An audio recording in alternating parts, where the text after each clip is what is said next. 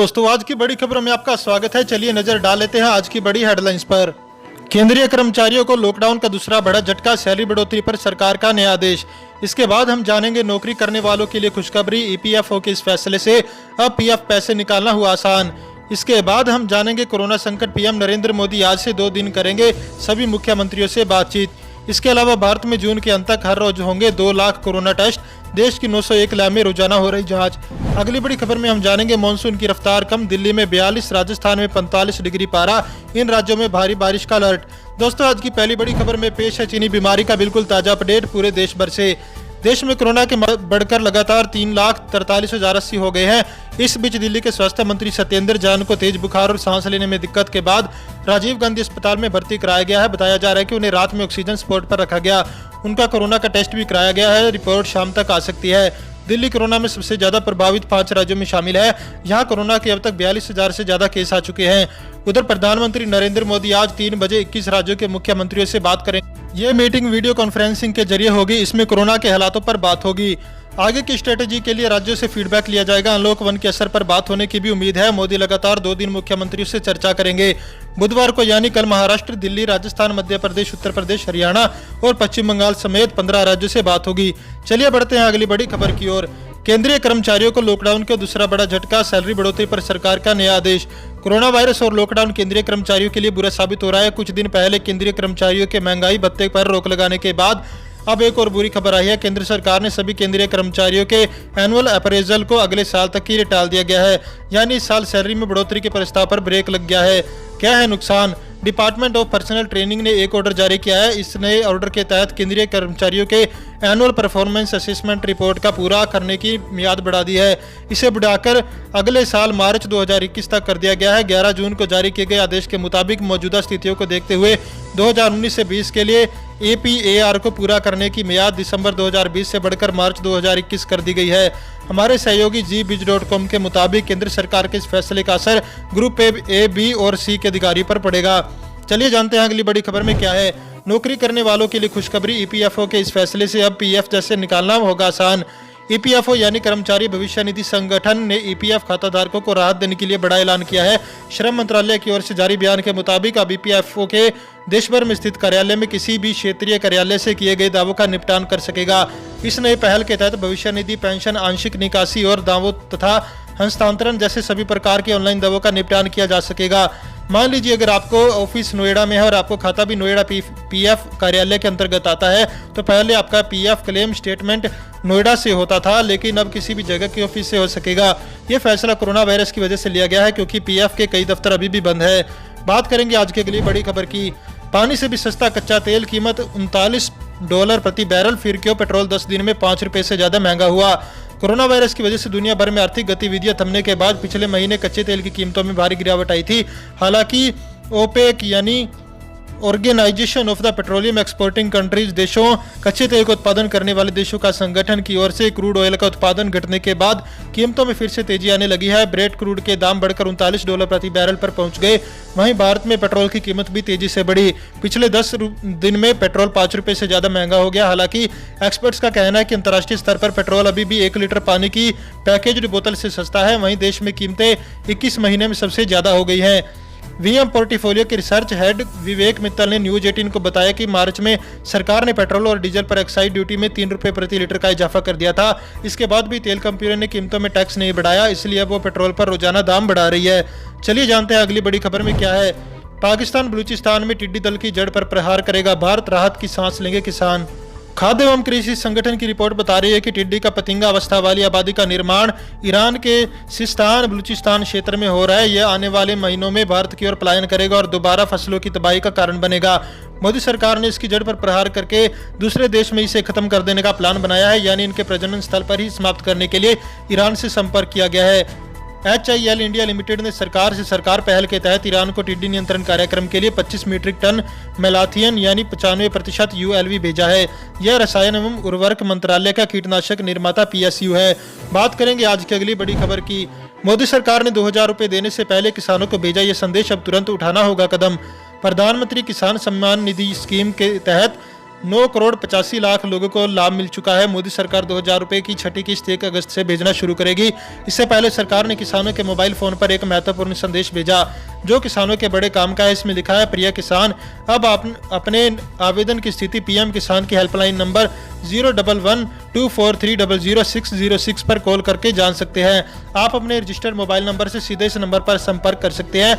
मतलब साफ है कि सरकार चाहती है कि जिस भी किसान को दिक्कत है वो सीधे कृषि मंत्रालय के फोन नंबर पर संपर्क करे ताकि ज्यादा से ज्यादा लोगों को पैसा मिल सके। इस स्कीम के तहत सरकार खेती करने में सहायता के लिए 3 किस्त में 6000 रुपए देती है। बात करेंगे आज की अगली बड़ी खबर की। केंद्रीय मंत्री ने कहा 2050 में 160 करोड़ होगी भारत की जनसंख्या, सबको अच्छा भोजन देना बड़ी चुनौती। केंद्रीय कृषि मंत्री नरेंद्र सिंह तोमर ने कहा कि वर्ष 2050 में भारत की आबादी 160 करोड़ तक पहुंच जाने की संभावना है। ऐसे में भारतीय प्लांट ब्रीडर्स और वैज्ञानिकों के सामने गुणवायुक्त खाद्यान्न का उत्पादन बढ़ाने की बड़ी चुनौती है ताकि बढ़ती आबादी को पोषण युक्त भोजन मिलता रहे। इसके लिए रोगरोधी व कीटरोधी उन्नत प्रजातियां विकसित करने की जरूरत है जो सूखा, अत्यधिक तापमान, लवणीय व अम्लीय मिट्टी जैसी प्रतिकूल परिस्थितियों में भी अच्छी पैदावार देने में समर्थ हो। तोमर ने कहा कि बायोफोर्टिफिकेशन स्ट्रेटजी का इस्तेमाल कर उच्च प्रोटीन, आयरन, जिंक आदि पोषक तत्वों वाली उन्नत फसलों की प्रजातियां विकसित करने की जरूरत है। उन्होंने यह भी कहा कि कृषि क्षेत्र में निजी निवेश को बढ़ाने की जरूरत है। इससे देश में आत्मनिर्भरता बढ़ेगी और समृद्धि आएगी। चलिए जानते हैं अगली बड़ी खबर में क्या है। केंद्र सरकार ने राशन कार्ड धारकों के लिए की पायलट प्रोजेक्ट की शुरुआत, मिलेगा फायदा। केंद्र सरकार ने 15 राज्यों के करोड़ों राशन कार्ड धारकों के लिए एक पायलट प्रोजेक्ट की शुरुआत की है। केंद्रीय उपभोक्ता मामले, खाद्य एवं सार्वजनिक वितरण मंत्री रामविलास पासवान ने इसकी जानकारी ट्वीट के जरिए दी। इस योजना में लाभार्थियों को अब 1-1 किलो पोषक तत्व युक्त चावल भी उपलब्ध करवाया जाएगा। इस योजना के देश के करीब 81 करोड़ कार्ड धारकों को सस्ता राशन मिलेगा। पौष्टिक चावल वितरण का काम ओडिशा और उत्तर प्रदेश के पहले चरण में बहुत जल्द शुरू होगा। वहीं अन्य राज्यों में यहां के प्रदर्शन को देखते हुए शुरू कर दिया गया है। आयरन, फोलिक एसिड और विटामिन B12 युक्त पौष्टिक चावल से कुपोषण और खून की कमी को दूर किया जा सकता है। पासवान ने भारतीय खाद्य निगम के सरकारी स्कीम्स के तहत अनाज की जरूरतों को पूरा करने के लिए 4 महीने का अनाज देश के हर कोने में पहुंचाने का आदेश दिया है। केंद्रीय मंत्री ने बरसात के मौसम में ट्रांसपोर्ट को लेकर पैदा होने वाली परेशानी को देखते हुए FCI का यह आदेश दिया है। चलिए जानते हैं अगली बड़ी खबर में क्या है। मॉनसून की रफ्तार कम, दिल्ली में 42, राजस्थान में 45 डिग्री पारा। इन राज्यों में भारी बारिश का अलर्ट। दक्षिण पश्चिमी मानसून महाराष्ट्र, गुजरात व छत्तीसगढ़ समेत पश्चिमी और मध्य भारत के अधिकतर हिस्सों में दस्तक दे चुका है, लेकिन अब इसकी रफ्तार कम हो गई है। मौसम विभाग के मुताबिक इस सप्ताह मानसून की रफ्तार कुछ धीमी रहने की संभावना है। मौसम विभाग के मुताबिक उत्तरी अरब सागर, गुजरात और मध्य प्रदेश के अलावा छत्तीसगढ़ के बाकी भागों, झारखंड, बिहार और पूर्वी उत्तर प्रदेश के कुछ हिस्सों में अगले 48 घंटे के दौरान दक्षिणी पश्चिमी मानसून के विस्तार के लिए परिस्थितियां अनुकूल हो रही हैं। हालांकि मौसम विभाग के महानिदेशक मृत्युंजय महापात्र ने न्यूज एजेंसी PTI से कहा कि अगले एक सप्ताह के लिए मानसून की रफ्तार धीमी रहेगी। बता दें कि रविवार को मानसून पूरे महाराष्ट्र में दस्तक देने के साथ ही गुजरात और छत्तीसगढ़ के भी कुछ हिस्सों में पहुंच गया। वहीं उत्तर भारत के कई हिस्सों में मौसम गर्म और उमस भरा रहा। अगली बड़ी खबर में क्या है दोस्तों, आइए जानते हैं। सांस लेने में दिक्कत, बुखार के बाद दिल्ली के मंत्री सत्येंद्र जैन अस्पताल में भर्ती।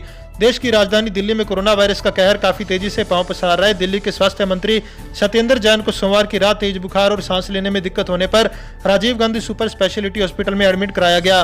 स्वास्थ्य मंत्री सत्येंद्र जैन का कोरोना टेस्ट करा लिया गया है और अब रिपोर्ट का इंतजार है। सोमवार को उनका ऑक्सीजन लेवल अचानक गिर गया था। इस बीच देश की राजधानी दिल्ली में कोरोना के बढ़ते मामलों को देखते हुए केंद्र सरकार ने भी कमर कस ली है। गृह मंत्री अमित शाह ने पहले सर्वदलीय बैठक बुलाई और इसके बाद LNJP अस्पताल का दौरा किया। इसके बाद उन्होंने दिल्ली के मुख्य सचिव को राष्ट्रीय राजधानी के प्रत्येक अस्पताल के कोविड-19 वार्ड में CCTV कैमरे लगवाने और संक्रमित मरीजों को बिना किसी रुकावट के खाद्य सामग्री मुहैया कराने के लिए वैकल्पिक कैंटीन बनवाने का निर्देश दिया। बात करेंगे आज की अगली बड़ी खबर की। केंद्र सरकार ने राज्यों से कहा कोरोना से मरने वालों का आंकड़ा कम रखने पर दे ध्यान। केंद्र सरकार ने कोरोना वायरस से सबसे प्रभावित राज्यों से कहा कि वो इस बात पर ध्यान दें कि कोरोना से मरने वाले लोगों की दर कम रहे। केंद्र सरकार चाहती है कि बड़ी संख्या में कोविड-19 मामले वाले राज्य मामले की मृत्यु दर कम बनाए रखने के लिए मुख्य उद्देश्य से ना हटे। सरकारी अधिकारियों ने कहा कि कोविड मामलों पर नजर रखने के लिए अधिक परीक्षण, डोर टू डोर परीक्षण और बुनियादी ढांचे को मजबूत करने के प्रयास जारी रहेंगे। साथ ही मृत्यु दर को कम रखने पर नए सिरे से ध्यान केंद्रित किया जाएगा। अधिकारियों ने कहा इस उद्देश्य के लिए एक विस्तृत कार्य योजना पहले ही तैयार की जा चुकी है और प्रधानमंत्री नरेंद्र मोदी मंगलवार और बुधवार को मुख्यमंत्रियों के साथ अपनी बैठक में इस मुद्दे को उठा सकते हैं। चलिए जानते हैं अगली बड़ी खबर में क्या है। भारत में जून के अंत तक हर रोज होंगे 2 लाख कोरोना टेस्ट। देश की 901 लैब में रोजाना हो रही जांच। देश में कोरोना वायरस की जांच करने वाली लैब की संख्या बढ़ाकर 901 हो चुकी है। जल्द ही इनकी संख्या 1000 करने का लक्ष्य रखा गया है। भारतीय आयुर्विज्ञान अनुसंधान परिषद यानी ICMR के वरिष्ठ अधिकारी ने बताया, देश की 534 लैब में RT-PCR, 296 में टूनेट और 71 लैब में CBNet तकनीक से कोविड सैंपल की जांच हो रही है। 901 में से 653 लैब सरकारी है। उन्होंने बताया कि जल्द ही देश के हर जिले में कोरोना जांच की सुविधा शुरू करने का लक्ष्य है। अभी 150 लैब को मंजूरी दिया जाना बाकी है। इन लैब में सुविधाओं की समीक्षा की जा रही है। इसके अलावा जून महीने के अंत तक स्वास्थ्य मंत्रालय की ओर से रोजाना 2 लाख सैंपल की जांच का लक्ष्य दिया गया है। इस दिशा में प्रतिदिन 1,55,000 सैंपल की जांच हो रही है। अगले 2 सप्ताह में 2 लाख से ज्यादा सैंपल की जांच रोजाना होने लगेगी। बात करेंगे आज की अगली बड़ी खबर की। देश में BS4 वाहनों की बिक्री और पंजीकरण पर सुप्रीम रोक। सुप्रीम कोर्ट ने BS4 वाहनों के पंजीकरण और बिक्री में छूट के आदेश के उल्लंघन पर भारतीय ऑटोमोबाइल संगठन समेत अन्य संगठनों को कड़ी फटकार लगाई। शीर्ष अदालत ने कहा कि हमारे आदेश के मुताबिक लॉकडाउन खत्म होने के 10 दिनों में 1,05,000 BS4 वाहनों की बिक्री व पंजीकरण होना था। अगली बड़ी खबर में क्या है ये जानते हैं। PM नरेंद्र मोदी आज से 2 दिन करेंगे सभी मुख्यमंत्रियों से बातचीत। देश भर में चरणबद्ध तरीके से लॉकडाउन से बाहर निकलने के लिए उठाए जा रहे कदमों के बीच प्रधानमंत्री नरेंद्र मोदी मंगलवार और बुधवार को राज्यों के मुख्यमंत्री तथा केंद्र शासित क्षेत्रों के प्रशासकों के साथ इस महामारी पर लगाम लगाने के प्रयासों को लेकर चर्चा करेंगे। बैठक दोपहर 3 बजे शुरू होगी, जो वीडियो कॉन्फ्रेंसिंग के जरिए होगी। आज होने वाली बैठक में पंजाब, असम, केरल, उत्तराखंड, झारखंड, छत्तीसगढ़, त्रिपुरा, हिमाचल प्रदेश, चंडीगढ़, गोवा, मणिपुर, नागालैंड, लद्दाख, पुडुचेरी, अरुणाचल प्रदेश, मेघालय, मिजोरम, अंडमान और निकोबार द्वीप समूह, दादरा नगर हवेली और दमन दीव, सिक्किम, लक्षद्वीप जैसे राज्य शामिल होंगे। प्रधानमंत्री बुधवार को 15 राज्यों के मुख्यमंत्री और जम्मू कश्मीर के उपराज्यपाल से बातचीत करेंगे। चलिए जानते हैं अगली बड़ी खबर में क्या है। पाकिस्तान ने कश्मीर का जिक्र किया तो जवाब में भारत ने बलूचिस्तान का मसला उठाया, कहा अपनी गिरेबान में जाके। भारत ने पाकिस्तान की ओर संयुक्त मानवाधिकार परिषद में कश्मीर का मुद्दा उठाने पर चिंता जताई। सोमवार को पाकिस्तान ने जिनेवा में चल रही UNHRC के 43वें सत्र में कश्मीर का मुद्दा उठाया। भारत के स्थायी प्रतिनिधि सेंथिल कुमार ने इसका जवाब दिया। उन्होंने कहा कि पाकिस्तान को किसी पर आरोप लगाने से पहले अपने गिरेबान में झांकना चाहिए। वह किसी को अनचाही सलाह देने से पहले अपने देश में होने वाले मानवाधिकार हनन पर गौर करे। भारत ने UN में कहा कि पाकिस्तान मानवाधिकार के इस वैश्विक फोरम और इसकी प्रक्रिया का गलत इस्तेमाल कर रहा है। पाकिस्तान दक्षिण एशिया का इकलौता ऐसा देश है जहां पर सरकार नरसंहार करवाती है। दूसरे देशों पर आरोप लगाना इसकी गुस्ताखी है। दोस्तों, इस वीडियो को लेकर आपका क्या कहना है हमें कमेंट करके जरूर बताएं। वीडियो को लाइक करें और चैनल को सब्सक्राइब करके घंटी के बटन को दबाएं। साथ ही साथ अपने दोस्तों के साथ इस वीडियो को ज्यादा से ज्यादा शेयर करें।